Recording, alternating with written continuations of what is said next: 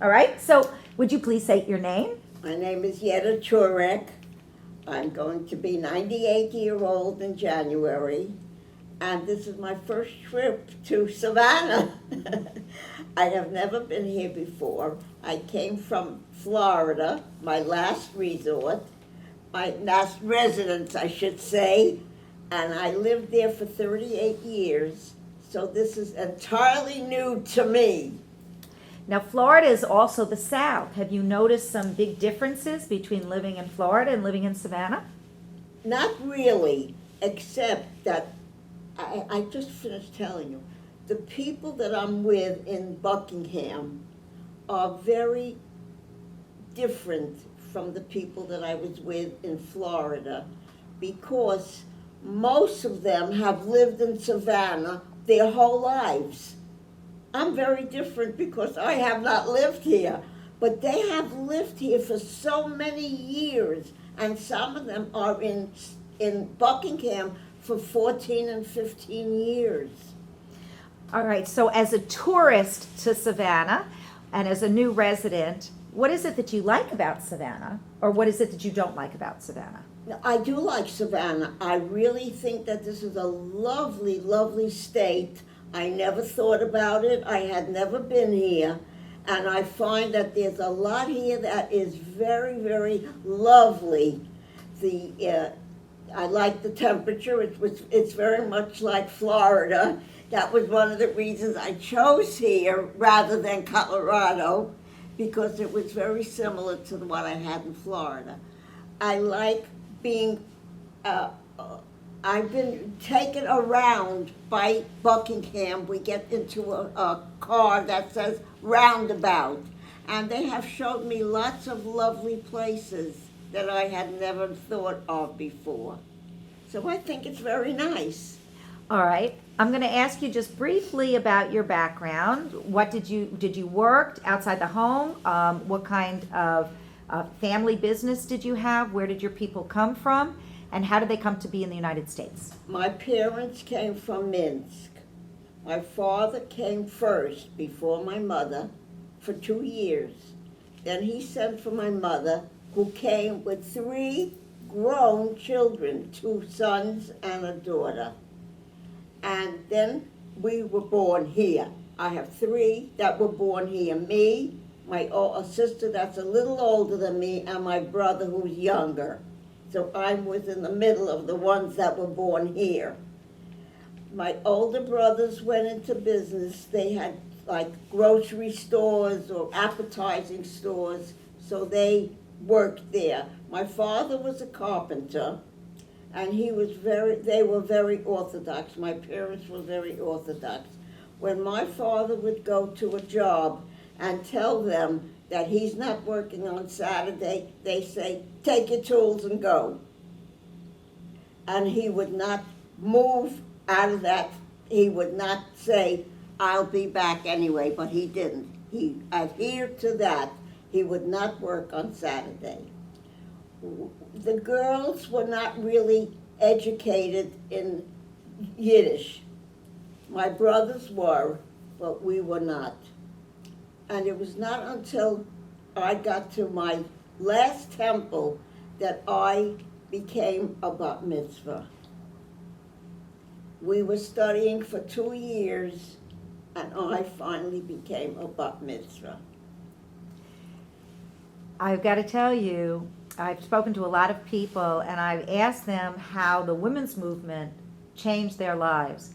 And the women who were born and bred in the South often say, well, it really didn't, because Southern women didn't expose ourselves to that. What wanted to do? Well, I think it had a lot to do with me personally, because at this point, I was ready.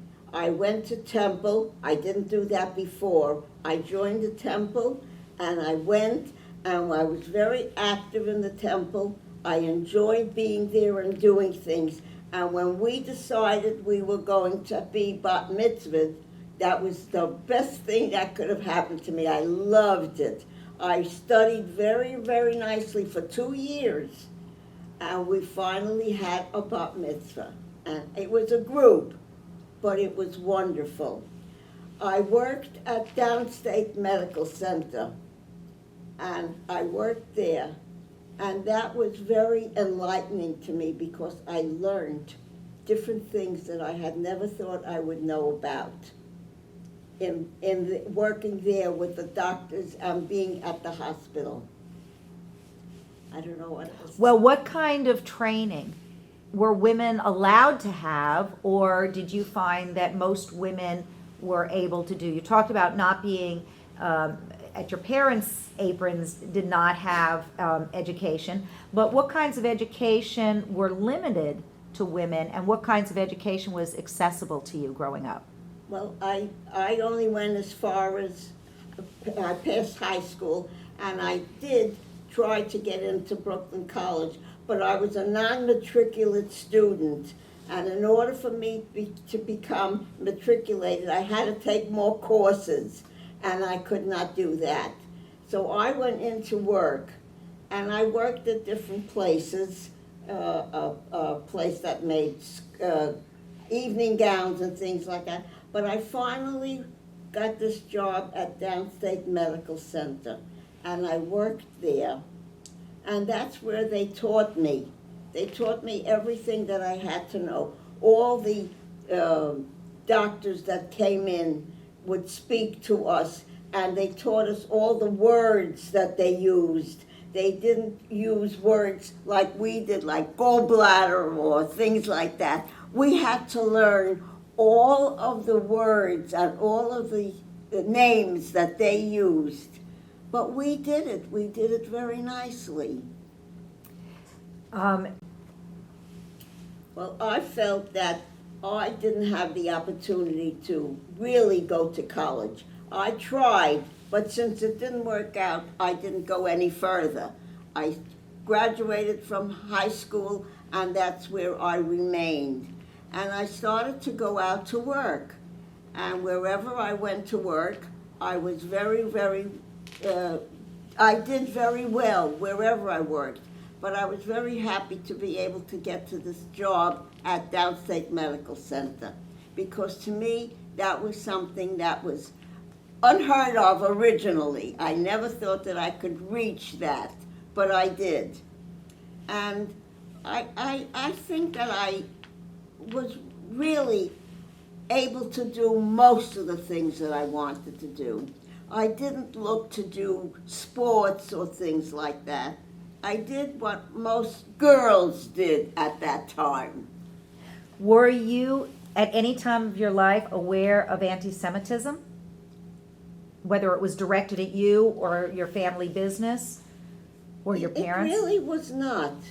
We lived in an area where we had black people, not too far away. As a matter of fact, we went to school with black people, didn't bother us one bit. They were very nice, very good to us. And my mother lived in a house where there were black people, and they were wonderful to her. If she would go down, they'd bring her a chair. They were very nice.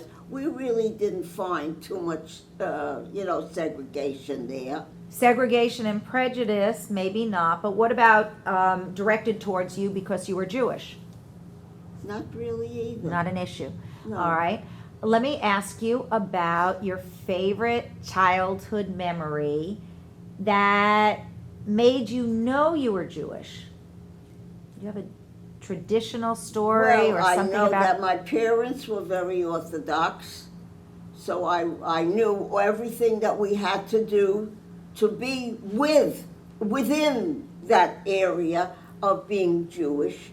We observed all the holidays in my house, and so we were all part of it. Did you help your mother cook? Not really. My mother didn't let anybody cook. We cleaned. We were the cleaners. My mother cooked and shopped too, because she did not let anybody else do that. She used to shop only for her meat and fish by her landsman. He was the only one she trusted. And we did everything, but we were the cleaners. The girls were the cleaners. So we kept our house beautiful. So how did you learn how to cook? I just learned. I don't know how I learned. I learned. Do you make some of the family recipes? I made all the family recipes. Yes, I did. I learned from my oldest sister. I shouldn't say I didn't know. I used to shop with my oldest sister. Like before a holiday, we would go to the fish store and buy fish to make gefilte fish. I went with her. And she taught me, and she was a wonderful, wonderful cook. How she learned how to cook, I don't know, but she was a wonderful cook, and I should say I learned from her. You doing anymore? No. Well, my mother was a very, very, she only wanted to shop in certain places. She only would go to her landsman to buy meat and fish and things like that. So we never went, and I never went with her. But we learned from just doing, you know. And then we learned my mother would buy the fish, and it would swim in the bath till she was ready to take it out and chop it up. And then she would make gefilte fish from it. And of course, we never did that. And then we used to buy the chickens and schluckaparis with the chickens, and they used to run around in the toilet, in the bathroom, on the floor. And then I would walk with her to the, what do you call it again, chicken market, and have the shochet kill them. Tell me about the Jewish tradition. Did you do those things too? No, so it's very hard to tell a Jewish story, especially to somebody who's not Jewish, without including the idea of food. So tell me, what was your favorite thing to cook for your children to show them that you love them? Well, my children, I used to make stuffed cabbage. My children loved. What else did I? My favorite was fricassee. Oh, and fricassee. They loved the fricassee that I made. Yes, my children loved it. Now, And did I you don't know. did you continue keeping a kosher house? Yes. For your children? Yes, yes. Even now, I brought my kosher things here. I don't cook here, but I brought them along. Should I cook? Why? I don't know. I don't know why. I'm in this is a very, very Orthodox environment that I'm in now. So I think maybe that's a reason, because I'm so used to it. But I always had a kosher home. When I was moving to Florida, my son said to me, "Ma, you're going to be kosher in Florida too?" So I said, "Why not?" I said, "We're going to eat the same kind of foods there. I might as well." So, is being Jewish, especially for a woman, if it's not about necessarily always going to synagogue, certainly, traditional women don't wrap tefillin or wear any of the ritual garments. What does it mean to be Jewish? I'm so used to it, I don't know any other way to be. What did you teach your children about Judaism, or where did they learn their Judaism? From me, I have to say. Whatever they learned, it was mostly from me. Am I right? Sure. It was mostly from me. Because I was the one that sort of ran things. My husband was a worker, used to go to work at night, come home in the morning. My children were gone by then. But he didn't pay too much attention to the things that were going on every day like this. It was me. What is the most important thing you think you can teach your grandchildren about being Jewish, or or the ethics involved in being Jewish? What would you like to pass on to the next generation? I'd like them if they would, but I don't know that it would help. I would like them to be a little more Jewish, and I'm not really very Jewish. I go out and I eat out, and I do things. I don't do the things in my house that I would do out of my house. But I don't know what I would want them to do. I'd like them to do whatever they want to do. Is it hard to be Jewish in a non-Jewish society?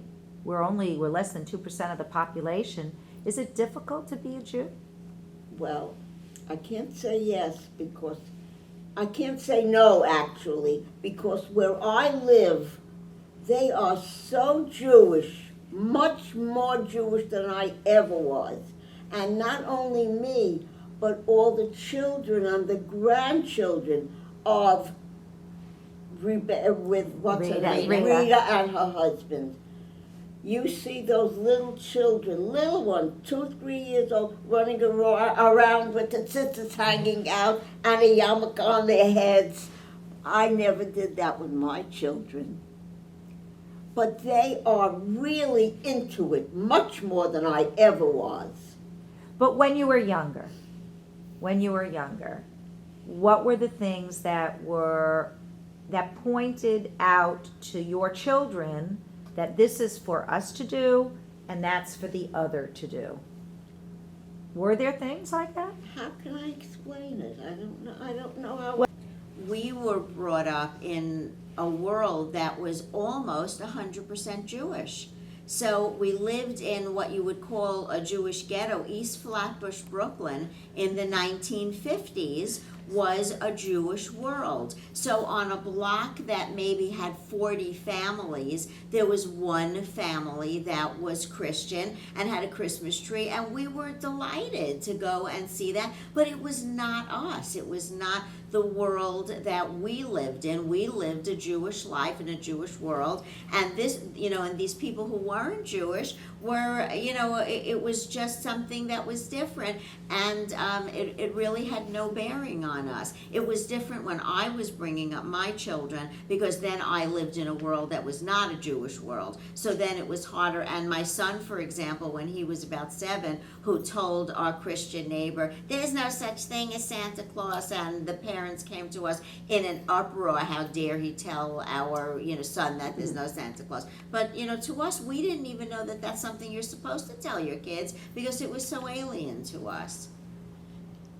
Do you think, and this is a bit of an unfair question, but do you think that might have been different for people growing up in a place like Savannah, where they really were very surrounded by non-Jewish world? A completely different upbringing. When I speak to my friends who were the young Jewish women growing up in Savannah in the 50s, and they had a very different life than we did, just completely different. You were in the minority. I was never in the minority. I was always the majority. I never even knew there was such a thing as I have to say that I didn't even know there was such a thing as anti-Semitism until I was 19 years old and moved away from Brooklyn.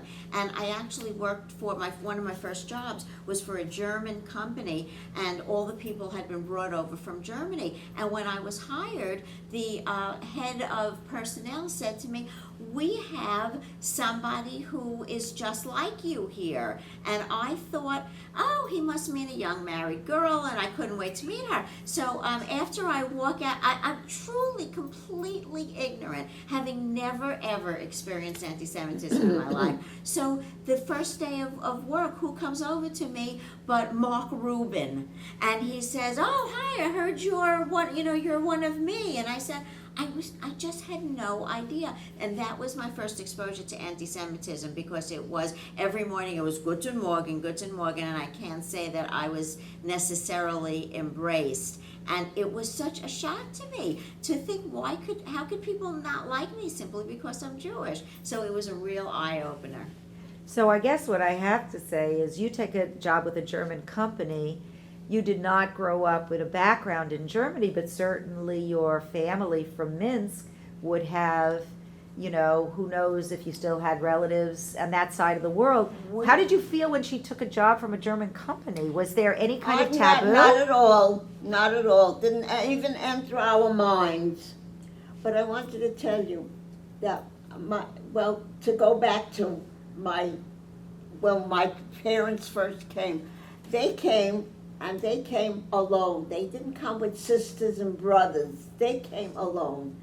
And then we used to correspond with them. And we used to write back and forth. And even when they got married, we got a picture of them getting married.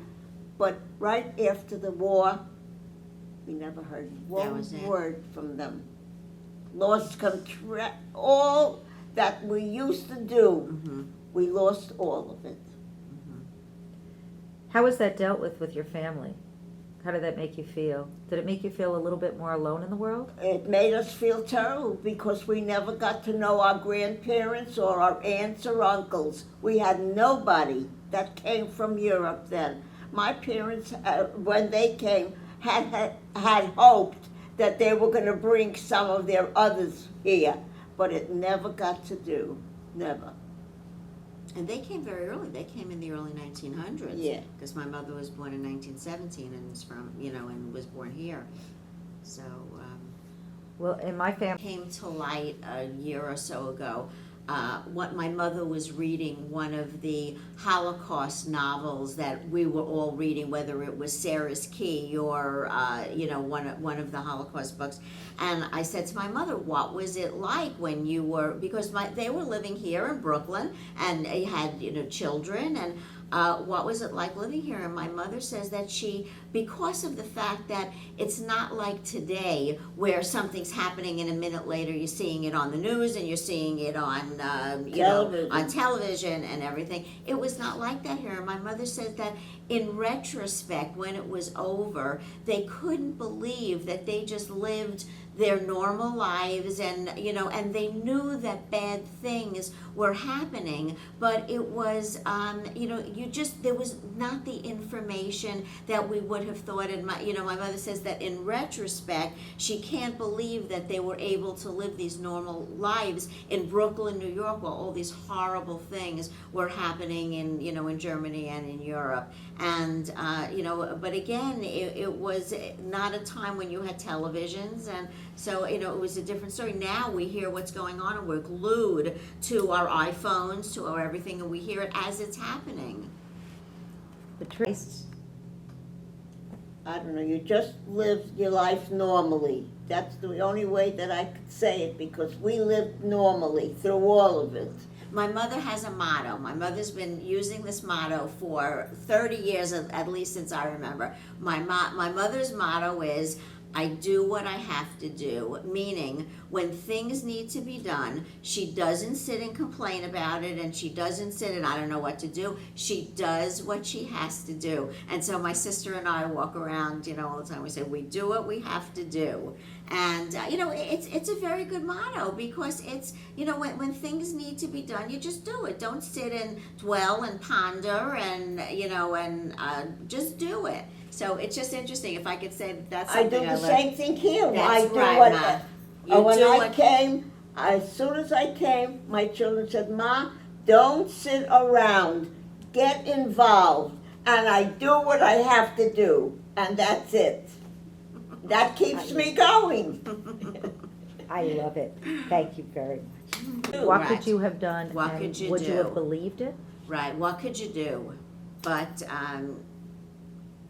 Well, even whatever we thought we might, we couldn't, because we stopped corresponding. Right, So we so you didn't didn't know even what know. was going on. You didn't even Or know. how they were faring there. right. Yes, I never really not did. I really. should have. Yeah, not really. We've done like little things, but nothing. So I've been going online and printing lists of things to talk to older people about, older Jewish people, and I just couldn't. I didn't want to do it myself. So when I saw that you were doing this, I thought, wow, that would be a great thing to do. I hate to, my mother's just so fabulous. You don't want to lose that. So. Going to be a speaker, Right. and you were going to have a whole group of people. You were the speaker. Sitting You were the around speaker. and listening to you. But I just kept thinking, she's 97 and a half. I mean, my God, you got to, So is this the first